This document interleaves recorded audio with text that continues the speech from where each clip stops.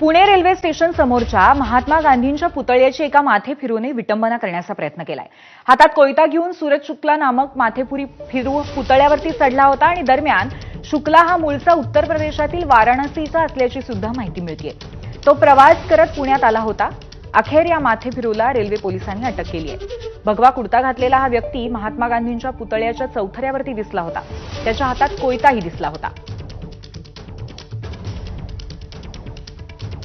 महात्मा गांधींच्या पुतळ्याची विटंबना करणाऱ्या सूरज शुक्लाची आपण माहिती पाहूयात।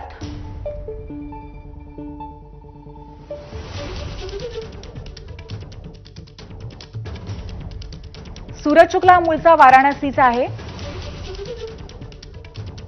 विविध ठिकाणी रुद्राक्षांच्या माळा विकण्याचं काम करतो। उत्तर प्रदेशातील कुंभमेळा संपल्यापासून तो महाराष्ट्रात आहे। विविध ठिकाणी रुद्राक्ष आणि धार्मिक पुस्तकं विकतो। काही दिवसांपूर्वी तो वाई या ठिकाणी वास्तव्याला होता। शहाळं फोडण्यासाठीचा कोयता त्याने विकत घेतला होता।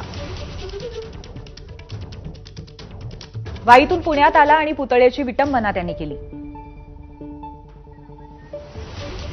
आपले प्रतिनिधी मंदार गोंजारी आपल्या सोबत आहेत। आपण त्याच्याकडनं या संदर्भात अधिक माहिती घेऊया। मंदार, नक्की या माथेफिरूची पार्श्वभूमी बघता त्याचा नक्की उद्देश काय होता या संदर्भामध्ये काही कळलेलं आहे का, आणि त्याचबरोबर कशा पद्धतीने ही सगळी परिस्थिती हाताळली पोलिसांनी? या जो कोणी सूरज शुक्ला नावाचा व्यक्ती आहे याच्या मनामध्ये महात्मा गांधींबद्दल जी काही भावना होती, महात्मा गांधींबद्दल जी काही माहिती आज तागायत त्याला मिळाली होती, त्याच्या आधारे त्यांनी निर्णय घेतला होता पुणे स्टेशनच्या समोर असलेल्या महात्मा गांधी यांच्या या पुतळ्यावरती हल्ला करण्याचा। आपण जर पाहिला तर महात्मा गांधींचा हा पुतळा बरोबर पुणे रेल्वे स्टेशनच्या समोर उभा आहे। जिथून लोक बाहेर पडतात तिथे लागलीच हा पुतळा दिसतो। 27 फेब्रुवारी 1977ला या पुतळ्याचं अनावरण करण्यात आलं होतं आणि तेव्हापासून हा पुतळा या ठिकाणी आहे।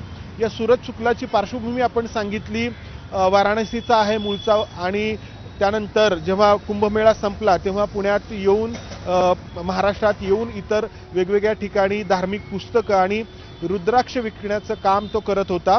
मात्र अचानक त्याच्या मनामध्ये महात्मा गांधींबद्दलचा जो द्वेष आहे तो उफाळून आला आणि या द्वेषातून त्यांनी पुतळ्यावरती हल्ला केला आणि हा हल्ला महात्मा गांधींच्या या पुतळ्याचं डोकं छाटण्याचा प्रयत्न करणारा होता। महात्मा गांधींच्या या पुतळ्याच्या पायावरती तर त्यांनी कोयत्याने वार केले, छातीपर्यंत त्याचा हात गेला, मात्र प्रयत्न होता तो महात्मा गांधींच्या या पुतळ्याचं डोकं वेगळं करण्याचा। मात्र या ठिकाणी असलेल्या प्रवाशांनी हा सगळा प्रकार बघितला, इथं असलेल्या पोलिसांना हे सांगितलं आणि त्यानंतर पोलिसांनी त्याला ताब्यात घेतलं, त्याला अटक करण्यात आली आहे। तो कोणत्या संघटनेचा सदस्य आहे का याचा तपास पुणे पोलीस करतायत। आज त्याला न्यायालयासमोर हजर करण्यात येईल, त्याची पोलीस कोठडी मागण्यात येईल आणि त्यानंतर पोलीस त्याच्याकडे चौकशी करतील।